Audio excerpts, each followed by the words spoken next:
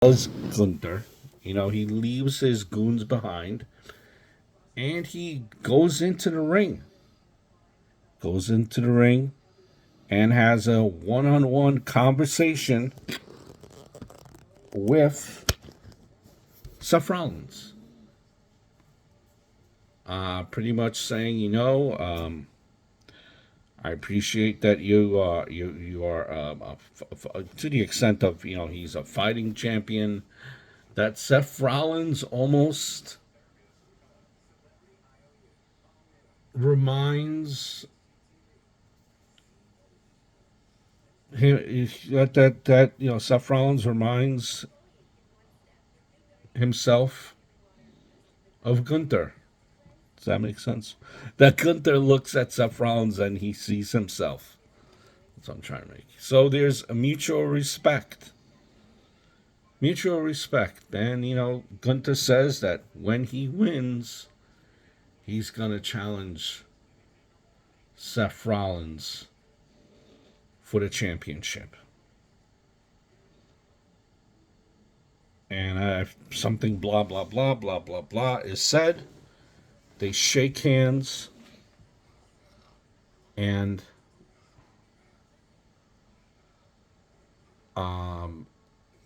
they leave the ring. Gunther leaves the ring. Actually, something happens where because Gunther's goons are on the outside, and we see like Kofi and Kingston attack him, and that's when everyone, Gunther and Seth Rollins, like leave the ring without even they don't touch. They leave the ring and they don't touch, and that's it. That's the openings. So Seth Rollins. So here's the thing that does not make any sense. Right? Here's the thing that does not, and I know it's WWE's world and we just live in it.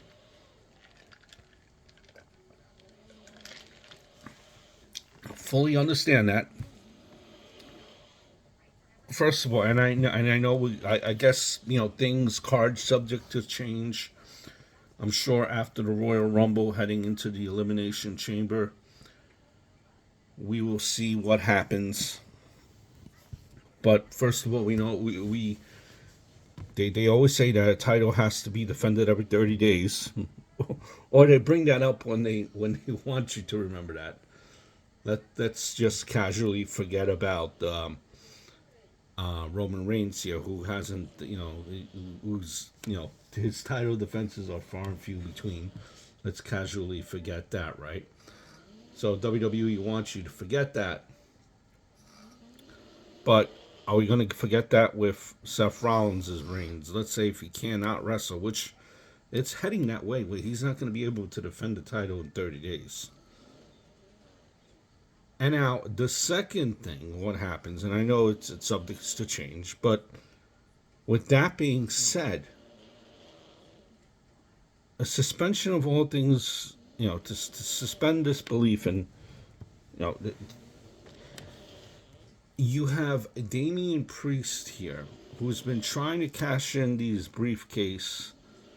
It just seems at the most unopportune times when there are like 50 people are ringside or something, some shenanigans going on in ringside.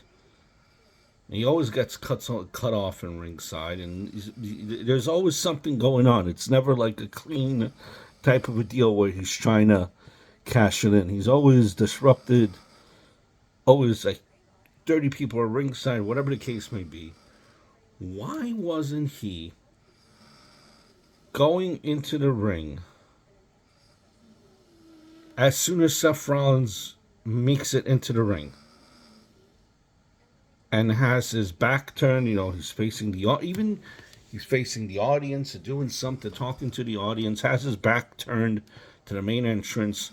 He already has that knee brace on. He's already talking about his condition where he's messed up all his CLs. Why isn't there Damian Priest running to the ring to cash in? Doesn't it make the most sense at this exact moment in time to do a cash in, to make it make sense? Why is he not cashing in? Why? And I know we have to suspend this belief, but he should be, of all times, he does not try to cash in now. It does not make any sense to me.